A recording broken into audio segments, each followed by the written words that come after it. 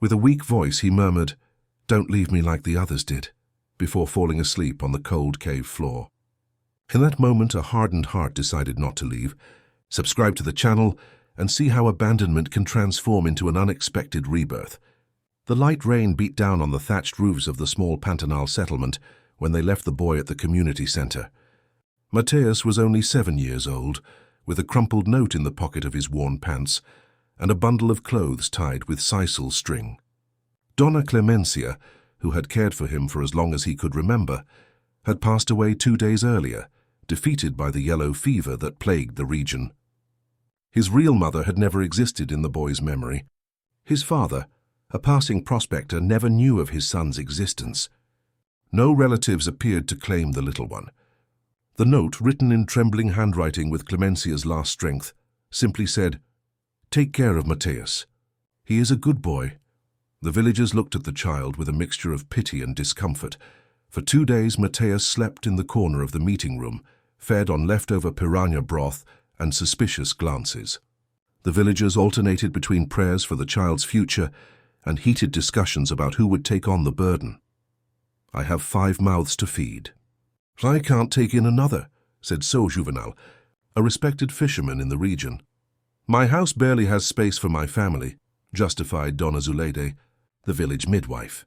"What if he brings bad luck? His foster mother died. Who guarantees he won't bring misfortune?" whispered Teresa, the most superstitious of the place. Nobody wanted him. Nobody could take him. And Mateus, hearing everything with eyes wide open in the dark, felt his heart tighten like a fruit being squeezed. He understood that this was not his place. On the 3rd dawn, before the rooster crowed, Mateus took his bundle, a cup of water, and a piece of cassava bread he had saved. He left silently, his bare feet barely making a sound on the damp earth. He followed the dense forest with no certain direction, just away from those who did not want him. The Pantanal was immense and dangerous for a boy alone. His short legs ached with each step. The thorns of vegetation scratched his skin. Mosquitoes buzzed tirelessly around him. When the sun began to burn high, the fever that had taken Donna Clemencia seemed to find the boy's fragile body as well. He staggered. His vision darkened. His legs failed. Mateus fell near the entrance of a natural cave, formed between enormous rocks on the edge of a stream. He was no longer distinguishing dream from reality when his eyes closed. Inside the cave, Jurupiranga, a middle-aged Kadiweu man, was making silent offerings to his son, who had died years before. Small objects carved in arara wood, a broken seed necklace, herbs that burned slowly on a hot stone. Jurupiranga had been living away from his village since his son's departure, seeking in solitude some way to understand the pain. When he heard the faint sound of the body collapsing near the entrance, he interrupted his ritual. He found the boy curled up, shivering, his lips dried by fever. He approached cautiously, like one approaches a fallen nestling. He noticed the worn clothes, the feet wounded from walking, the face marked by dried tears. He touched the boy's forehead. It was burning with fever. Without hesitation, he took the light body in his arms and carried it into the cave. There he revived the fire, heated water in a small clay pot, carefully washed the injured feet. He prepared a broth with medicinal roots he knew well, wet a cloth and placed it on Mateus's hot forehead. There were no words, only gestures. Throughout the night, Jurupiranga watched over the boy's restless sleep, changing the compresses, offering small sips of water with herbs when he slightly parted his lips. At dawn, Mateus awoke, still confused from the fever. He saw the dark-skinned man with marked features sitting beside him. In his delirium, he thought he was dreaming, but he felt the warmth of the large, rough hand when he held the man's with surprising strength. And he said with an almost faded voice, "Don't leave me like the others did." Jurupiranga looked deep into the boy's eyes. He recognized there the same fear he had seen in his own son's eyes before departing. He did not respond with words. He just squeezed the small hand between his, as one who makes a commitment, and he stayed. The days that followed were of constant care. The fever was persistent, returning in waves that left the boy sometimes conscious, sometimes lost in agitated dreams. Jurupiranga did not leave his side. He prepared infusions of herbs he knew, applied poultices of macerated leaves to the wounded feet, bathed the small body with warm water to lower the temperature. In moments of lucidity, Matthias observed every gesture of the silent man.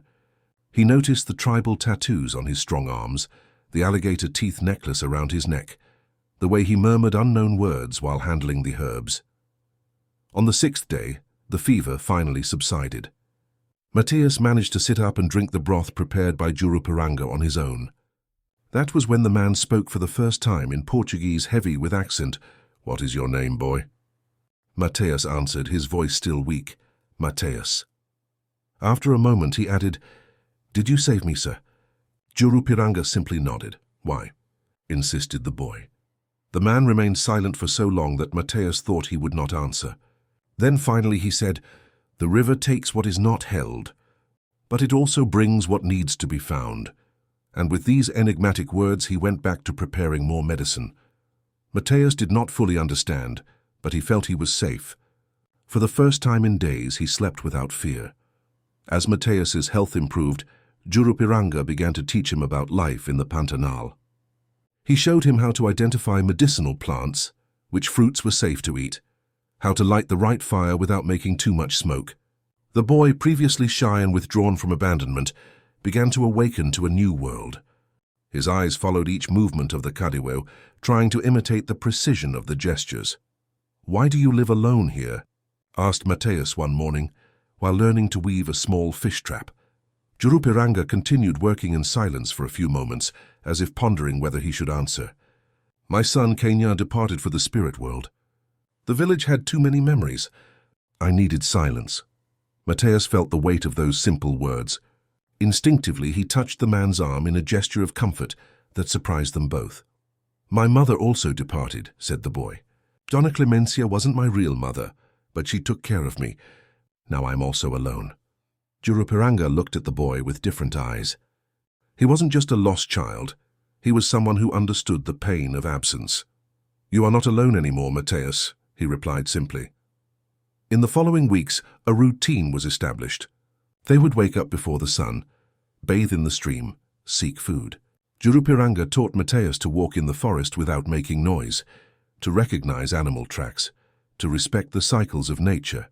The boy learned quickly, and his body, once fragile, gained strength with regular food and constant exercise.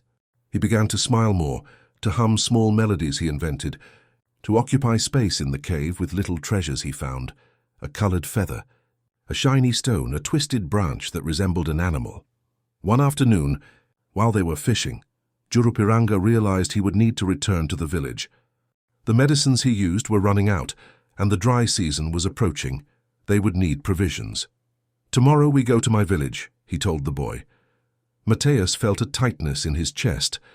What if they don't want me there either? The question came loaded with fear. Jurupiranga put his hand on the boy's shoulder. "You are with me now. That is enough." The next morning they left early. They walked along almost invisible trails, crossed small streams, avoided flooded areas. Matthias observed everything with fascination and apprehension. After hours of walking, they sighted the Kadiweo village, a set of huts arranged in a semicircle, protected by a natural palisade of dense trees. Jurupiranga's arrival caused a stir. It had been almost a year since the man had returned to the village, and now he was returning with a white boy. The suspicious gazes turned to Matthias, who instinctively hid behind Jurupiranga. Tamoyo, the chief, approached. He was a tall man of imposing bearing, with his face marked by traditional paintings. "Jurupiranga returns from solitude, and brings what with him?" he asked in the Kadiweo language. "A son that the river gave me," answered Jurupiranga in the same language. The chief frowned, looking steadily at Matthias. He approached the boy, who kept his gaze lowered, as Jurupiranga had taught him to do before elders.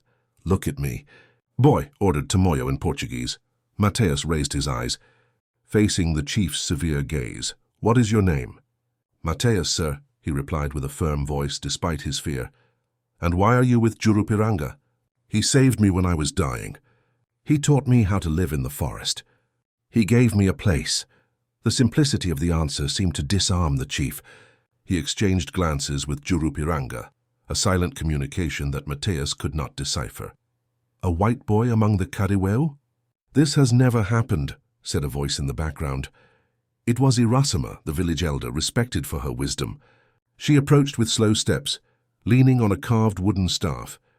Her eyes, clouded by age, examined Mateus with curiosity. He should return to his own people, she continued. Several voices agreed. Murmurs of disapproval spread among those present. He has nowhere to return to, explained Jurupiranga. He was abandoned twice. Fever took those who cared for him. The village did not want him. Mateus felt the weight of the gazes upon him. He fought against the tears that threatened to well up. He straightened his shoulders, and in a gesture that surprised everyone, including himself, took a step forward and spoke with a clear voice. I can learn. I can help. I can respect your customs. I just don't want to be alone anymore. A heavy silence followed his words. Eritema came closer, touched the boy's face with wrinkled fingers. He has courage for one so small, she murmured. She turned to the chief. Tamoyo? Do you remember when the white men took 3 of our children 20 winters ago? They said it was to educate them, but they never returned. Perhaps this boy is a retribution from the spirits.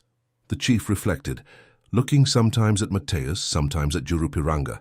Finally he nodded. He will be under your responsibility, Jurupiranga. If he brings problems, you will both leave. Without further words, he turned and walked back to the center of the village. Others followed him, some still casting suspicious glances, others simply curious. Eritema remained for a moment. The boy will need a Kadeweu name, she said. When he is ready, and she slowly walked away. That night, Mateus and Jurupiranga stayed in a small hut on the edge of the village. While they ate the fish stew that was offered to them, Mateus asked, Why did you defend me? Why did you bring me here? Jurupiranga took time to respond, as he always did when the question touched something deep. When Kenya departed, I thought I would never have a reason to continue. You gave me one. Mateus felt his chest warm with those simple words. He reached out and held Jurupiranga's hand, repeating the gesture from the first night in the cave. The man squeezed the small hand with gentle strength. Tomorrow we begin again, he said. Together. And that night, for the first time since Donna Clemencia had passed away, Mateus slept without the weight of abandonment on his heart. He dreamed of rivers that took and brought, of hands that saved, of a new chance to belong.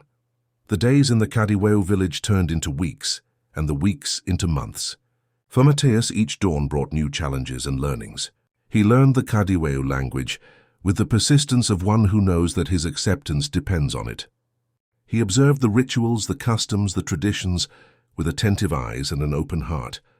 Jurupiranga, always by his side, patiently guided the boy's steps in this new world.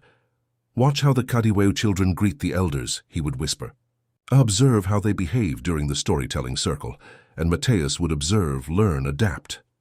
The village children, initially distant, began to accept him in their games. First out of curiosity, a white boy living as a Kadeweu was novelty enough to spark interest. Then for the talents that Mateus demonstrated, he was agile in climbing trees, knew how to imitate the songs of various birds, had skill in finding ripe fruits in the forest. Kunumi, a boy of the same age as Mateus, was the first to really approach him. You don't look so white anymore, he said one day, as they were both fishing by the stream. The Pantanal sun is making you more like us. Mateus smiled. His skin, once pale, now displayed a golden tone from the constant sun. I wish I were more like you, he confessed. Kunumi shook his head. You don't need to be like us. You just need to be yourself, respecting our ways. They were surprisingly wise words for a 7-year-old boy, and Mateus kept them in his heart. Not everyone in the village, however, viewed the white boy's presence favorably. Aimore, a respected warrior and nephew of Chief Tamoyo, openly manifested his distrust. He learns our customs, our language, knows our medicinal plants. And when he grows up, will he take our secrets to the whites who hunt us, who destroy our lands? Aimore's words found echo in some members of the village, especially among the elders, who carried scars from past confrontations with farmers and prospectors in the region. The deadline set by Tamoyo, the next full moon, was rapidly approaching. In 10 days, the tribal council would meet to definitively decide whether Mateus could remain in the village. The boy felt the weight of this imminent decision. Sometimes he would wake up in the middle of the night in a cold sweat, fearing being rejected again. abandoned again. In these moments, Jurupiranga was always there, a silent and comforting presence. "My place is by your side, little one, no matter what they decide," he assured. But Mateus knew that the Kadiweu man loved his village, his people. Being forced to leave would be a new grief for Jurupiranga, and this the boy could not allow. One afternoon, while helping Nayara, the village healer, collect medicinal herbs, Mateus heard a sharp scream coming from the direction of the river. It was a child's scream, followed by another laden with panic. Without thinking twice, he dropped the herb basket and ran toward the screams. Arriving at the riverbank, he saw the scene that froze his blood. Maira, Amore's 5-year-old daughter, had fallen into the deep part of the river and was struggling, being dragged by the current. Konami was on the bank calling for help, paralyzed by fear. There were no adults nearby. Without hesitation, Mateus dove in. The months in the Pantanal had strengthened his body, and Jurupiranga had taught him to swim like the Kadiweu, with precise and economical movements. He cut through the water with firm strokes, reaching the girl who was already beginning to submerge. "Hold on to me, Maira. I'll take you back," he shouted in Kadiweu. The girl in panic clung to Mateus's neck with such force that she almost drowned him as well. With difficulty, the boy managed to turn onto his back, keeping Maira on his chest, and began to swim back to the shore. The current, however, was stronger than he expected. Each stroke seemed to take them only a few centimeters closer to safety. Mateus's lungs burned, his muscles protested. For a moment he thought that both would be carried downstream. That was when he felt strong hands holding him, pulling him to the shore. It was Amore, who had arrived running when he heard the screams. With a single movement, he pulled both children from the water.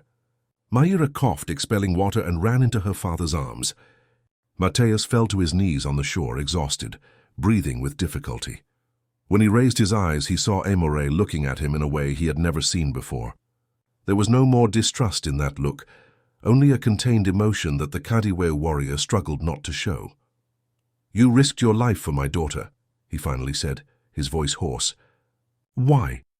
Mateus, still breathless, replied with simplicity, "She is one of you, and you are my family now." The words, simple and true, seemed to hit Amore like a well-aimed arrow. The warrior extended his hand, helping Mateus to stand up, and for the first time, touched the boy's head in a gesture of recognition. "Today you acted like a true Kadiweu," he said. News of the rescue spread quickly through the village. When Jurupiranga returned from hunting, he found Mateus sitting by the central fire, listening to the elders tell stories, an honor usually reserved only for the tribe's children. Aimore's expression had changed. Instead of suspicious looks, he now observed the boy with silent respect. That night around the fire, Irasema, the elder who had defended Mateus on the first day, approached. In her hands she carried a small object wrapped in leather.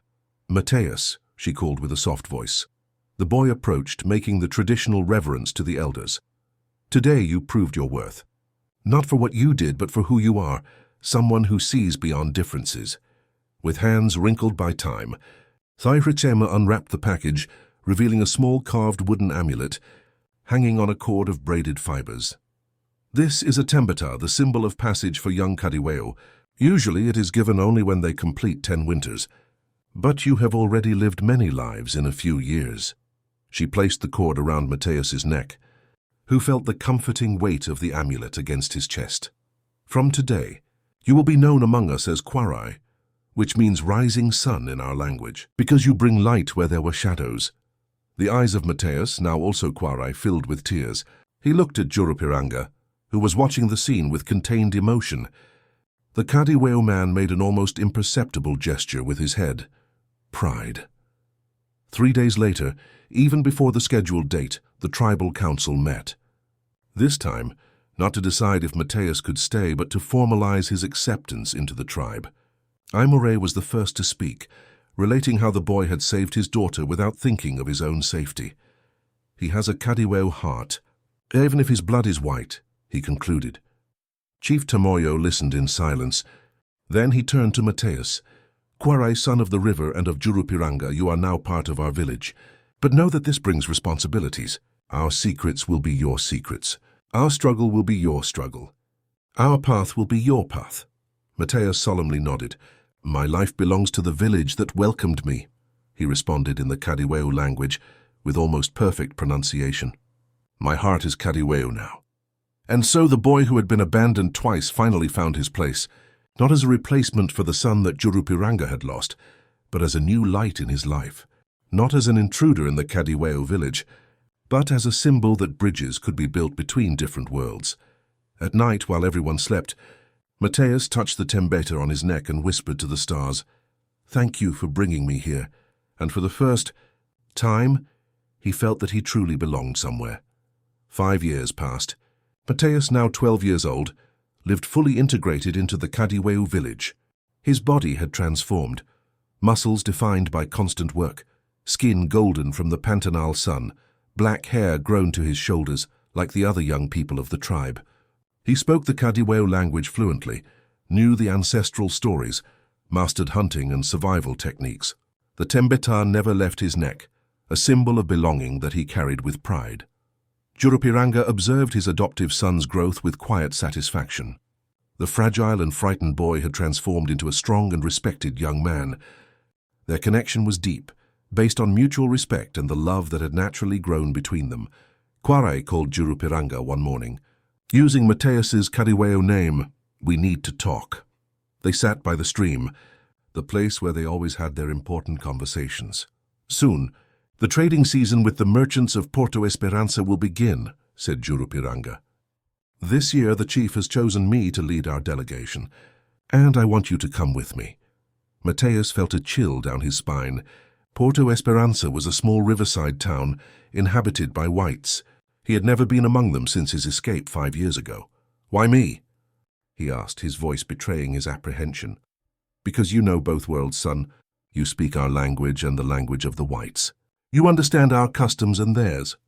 You can be the bridge we need for fair negotiations." Mateus lowered his eyes, thoughtful. The idea of returning to the world of whites frightened him. What if he met someone from Arrayal do Pantanal? What if they tried to take him back? "I am afraid," he finally admitted. Jurupiranga put his hand on his son's shoulder.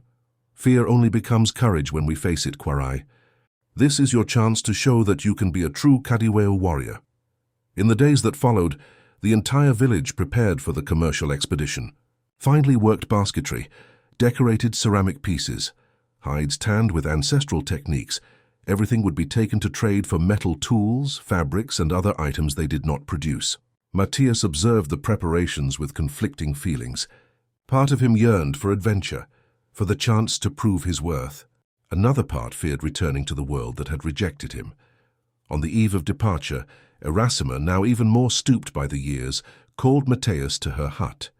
The elder rarely left her home in recent times, her legs no longer supporting the weight of the many winters she carried. "Kwarai," she said with a fragile voice, "you will face your past tomorrow. Remember, the river that takes also brings. What was pain can transform into strength." She extended to him a small leather pouch. "Take this. They are annatto seeds. If you feel fear, rub one on your wrist. The aroma will remind you of who you are now." Mateus accepted the gift with reverence. "I will return, Grandmother Irasema." "I promise," the elder smiled. "I know you will return. But you won't be the same. Journeys transform us, little son." The next morning, a group of 10 Kadiweo, led by Jurupiranga, departed in 2 large canoes, loaded with products for trade. Mateus went in Jurupiranga's canoe, alongside Kunumi, now his heart-brother. The river journey would take 2 days to Porto Esperança. At night, they camped on the banks, setting up temporary shelters, keeping the fire lit to ward off jaguars and alligators.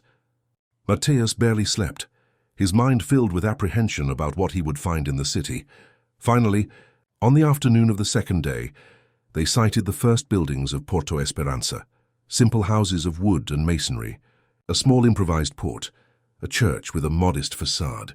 They moored the canoes at a point away from the main port, as they did every year. According to Jurupiranga, "The whites don't like us arriving through their port," he said with contained bitterness. As he stepped onto solid ground, Mateus felt a strange sensation. The ground seemed different under his bare feet. It wasn't the soft earth of the village, but soil compacted by many shod feet. The smells were different, smoke from wood stoves, meat being prepared.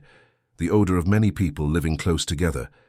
Different sounds reached his ears, voices speaking Portuguese, the creaking of carts, distant music coming from some establishment.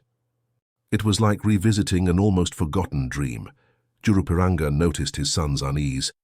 "Remember who you are now, Kwarai," he whispered. "You are no longer that frightened boy." Mateus nodded, touching the tembeta on his chest to strengthen himself. The group headed to the central square, where they would set up their exhibition for trade. People stopped to observe them, some with curiosity, others with poorly disguised distrust. Mateus felt gazes lingering on him. Their boy with lighter skin among the indigenous people drew attention. While helping to organize the pieces for sale, he heard a voice that made his blood freeze. "Look at that. The savages bringing their trinkets." It was Juvenal, the fisherman from Arraial do Pantanal, one of those who had refused to take him in years ago. He was older, more stooped, but his voice maintained the same disdainful tone. Mateus lowered his head, hoping not to be recognized. But Juvenal approached, observing the ceramic pieces with an air of superiority. His eyes rested on Mateus, narrowing in confused recognition. "Wait, I know you, boy. You're not from here." Mateus felt his heart race. Instinctively, his hand sought the pouch of annatto seeds that Urasima had given him. He squeezed one between his fingers, feeling its strong and comforting aroma. He raised his eyes, facing Juvenal's gaze. "No, sir." "I am Cadiweu," he replied in perfect Portuguese, but with the pride of one who affirms his true identity. Juvenal stepped back, surprised by the firm response. "No, you are that boy from Arraial, the one Clemencia left when she died. Mateus, isn't it?" The name, which he hadn't heard for so long, sounded strange to his ears. It was as if they were speaking of another person, someone he had been in another life. "My name is Kwarai," he replied simply. Jurupiranga approached, sensing the tension. He positioned himself beside his son, a protective and imposing presence. "Is there a problem?" he asked in Portuguese, heavy with accent. Juvenal looked from one to the other, perceiving the bond between them. "This boy, he disappeared from our village years ago. We thought he had died in the forest." Jurupiranga narrowed his eyes. "He almost died. I found him, cared for him. Now he is my son." The tone did not admit contestation. Juvenal seemed to realize he was in dangerous territory. He shrugged. "Well, who would want a brat who lives with Indians?" "He's contaminated now." He turned to leave, but Mateus, on impulse, held his arm. "Wait," he said. Juvenal turned back, surprised by the audacity. "What do you want, savage?" The insult did not shake Mateus. Calmly, he took the tembeta from his neck that Urasima had given him years ago. "Take this to the people of Arraial. Tell them that the boy nobody wanted found a family. Tell them that I am well, that I am happy." Juvenal looked at the amulet, confused. For a moment it seemed he would refuse, but something in Mateus's serene gaze made him extend his hand and take the object. Without saying anything more, he walked away, mixing with the small crowd that now gathered to see the Cadiweu merchandise. Jurupiranga looked at Mateus with a silent question in his eyes. "Why did you do that, son?" "That amulet was important to you." Mateus smiled, feeling a peace he had not expected. "It was a symbol of my past and my present. Now I want to build my future without ties." The days in Porto Esperança passed in relative tranquility. The Cadiweu secured good trades for their merchandise. Mateus proved valuable in negotiations, translating nuances that Jurupiranga did not grasp, suggesting agreements that benefited both sides. On one of the last days, while organizing the new acquisitions in the canoes, Mateus saw a figure approaching. It was an elderly woman, supported by an improvised cane. Her eyes, although clouded by age, fixed on him with intensity. "You are Clemencia's boy," she said. It wasn't a question. Mateus nodded, unable to deny before that gaze that seemed to see beyond appearances. "I am Maria das Dores, midwife. I helped bring you into the world, did you know? Your real mother died in childbirth. Clemencia promised to take care of you." The revelation hit Mateus like a wave. His biological mother, always a nebulous figure in his mind, gained more defined contours with those words. "How? How was she?" he asked, his voice choked with emotion. "Beautiful. Too young. Her name was Angelica. She came from far away, fleeing from something or someone. We never knew. But she looked at you with so much love in the few minutes she lived. Maria das Dores extended her wrinkled hand, touching Mateus's face. You have her eyes. The same strength. From a pocket in her apron she took a small cloth bundle. Juvenal told me he found you. Said you wanted us to know you were well. I kept this for all these years. It was your mother's. I think it should be yours now. Mateus opened the bundle with trembling fingers. It was a simple necklace with a small wooden cross, worn by time. Nothing valuable in material terms, but priceless for what it represented. A connection to his past, to the woman who had given him life. Thank you, he murmured, his voice failing with emotion. Maria das Dores smiled. She would be proud of the man you are becoming. And Clemencia too. With effort she turned to leave, but before added, I heard you have a new father. A good man. The best, replied Mateus without hesitation. He saved me in every way. The old midwife nodded, satisfied. Then Angelica can rest in peace, and so can I. The following morning the Cadiweu departed back to the village. As the canoe glided along the river, moving away from Porto Esperança, Mateus felt lighter. The encounter with his past had not been as painful as he had feared. On the contrary, it had brought a sense of completeness, of a cycle closed. Jurupiranga, seated beside him in the canoe, noticed the change. You are different. Son, he observed. At peace, Mateus replied simply. He showed the necklace he had received, telling of the encounter with the midwife, about his biological mother. Jurupiranga listened in silence, as he always did. When Mateus finished, he said only, We are made of many rivers, Quarai. All of them flow into what we are today. The return to the village was celebrated with dances and songs. Iratema, when she saw Mateus without the tembeta, smiled enigmatically. You freed yourself from the symbol to live the essence, she said. Now you are truly Cadiweu. That night, around the fire, Chief Tamoyo announced that in the next full moon, Mateus, Quarai, would participate in the rite of passage for young warriors. It was an honor rarely granted before the age of 15. Jurupiranga could not hide his pride, and Mateus felt that finally all the paths of his life, the abandonment, the encounter, the acceptance, the return to the past, converged at this moment of absolute belonging. Later, sitting at the door of their hut, Mateus showed Jurupiranga his biological mother's necklace. I wish she knew that I am well. That I found a father. Jurupiranga took the necklace, examined it with respect. Then, in a gesture that surprised Mateus, he took from his own neck a leather cord with a small jaguar tooth, his protection amulet since youth. Carefully, he united the two objects into a single necklace. This way, he said, returning it to Mateus, you carry all your paths next to your heart. Mateus put the new amulet around his neck, feeling its comforting weight. Thank you. Father, he said in Cadiweu. Jurupiranga smiled, one of the rare smiles that illuminated his serious face. When I found you in that cave, I thought I was saving a lost boy. I didn't know I was saving myself. They embraced under the starry sky of the Pantanal, father and son united not by blood, but by something much stronger. The daily choice to stay, to care, to love.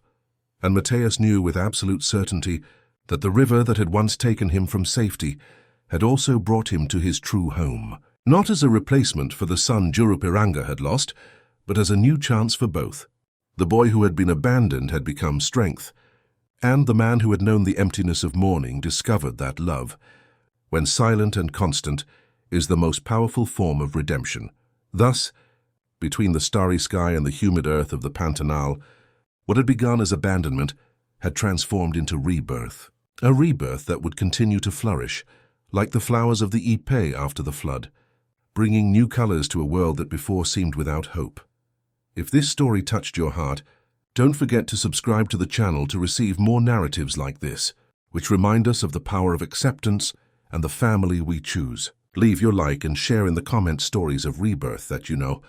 After all, as Jurupiranga and Mateus taught us, sometimes we need to get lost to find our true home.